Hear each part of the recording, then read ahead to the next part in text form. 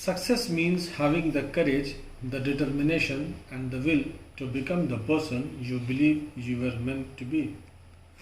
Good morning, students. Welcome to SST So Simple tutorial. In the previous class, we learned about Romanticism and the role of culture in shaping nationalist feelings. Today, we will take up the next subtopic, hunger, hardships, and revolt. The decade of 1830s brought great economic hardships in Europe. There was an enormous increase in population all over Europe in the first half of 19th century. Unemployment was in its extreme. The number of job seekers were more than the employment available in most countries. As a result, people from rural areas migrated to the cities in the hope of getting jobs. Getting jobs in city was not easy either. Small producers in towns carried out textile production mainly from homes or small workshops. They were not fully mechanized. But by this time, industrialization had taken roots in England. This resulted in large-scale production of clothes by machines. The machine-made goods were cheap. These goods were exported to all over the markets in Europe.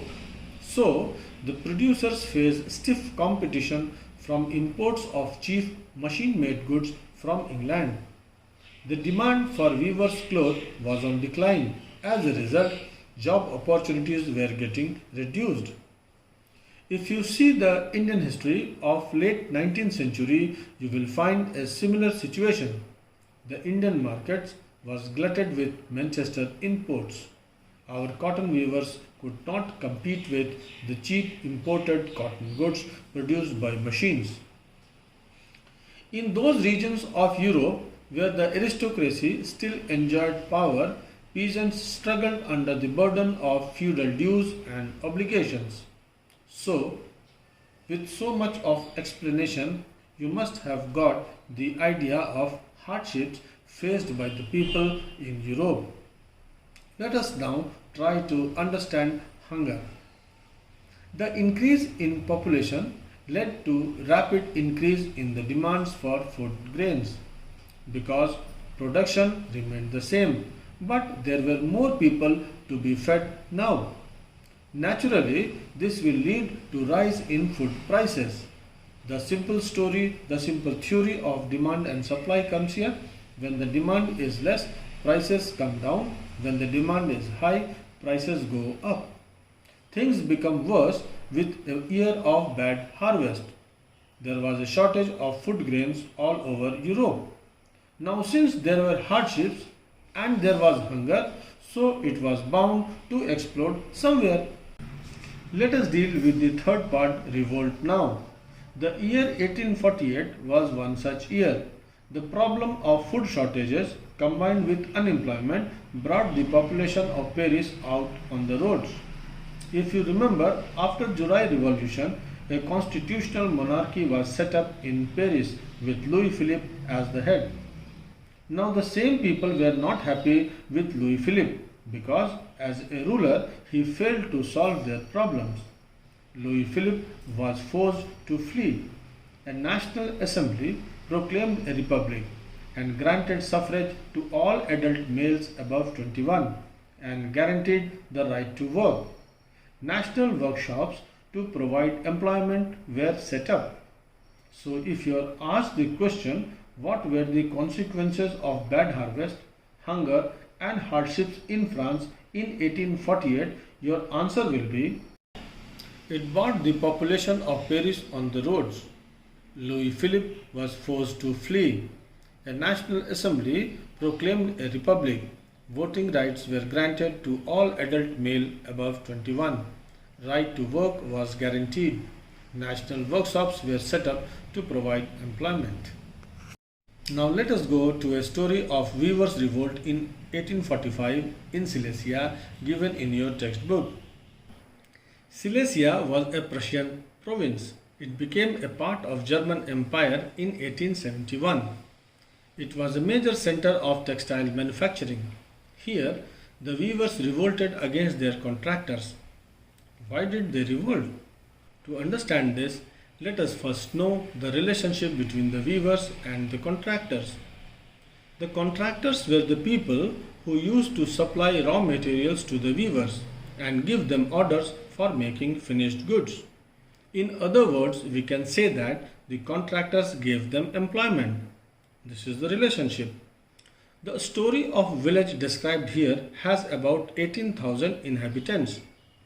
Cotton weaving is the most widespread occupation. Unemployment is in its extreme. People desperately need jobs. At such time, taking advantage of this situation, the contractors reduced the prices of the goods they had ordered. This had a direct impact on the income of the weavers. So, on 4th of June, a large crowd of weavers marched to the houses of their contractors.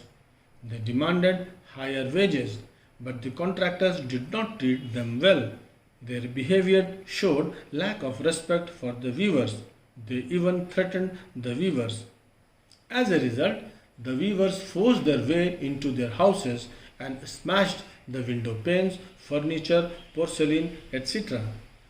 Another group broke into their storehouse and plundered it of the supplies of cloth, which they tore to shreds.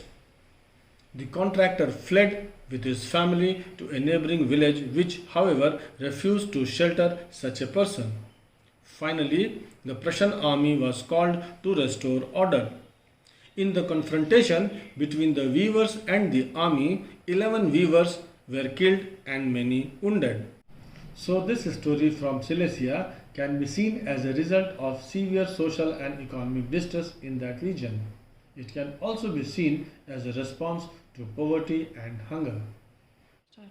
Students, now you should be able to answer these questions. Question number 1. The decade of 1830 had brought great economic hardships in Europe.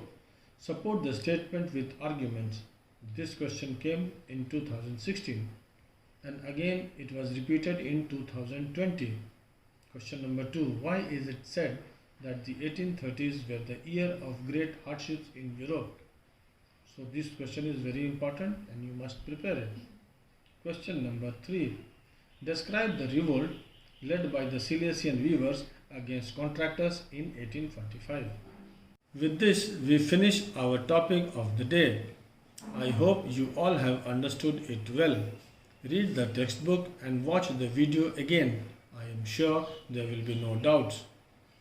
Parallel to the revolts of the poor, unemployed people and the peasants, we will see a revolution led by the educated middle class in the next lesson. Till then, keep reading. Have a nice day. Thank you.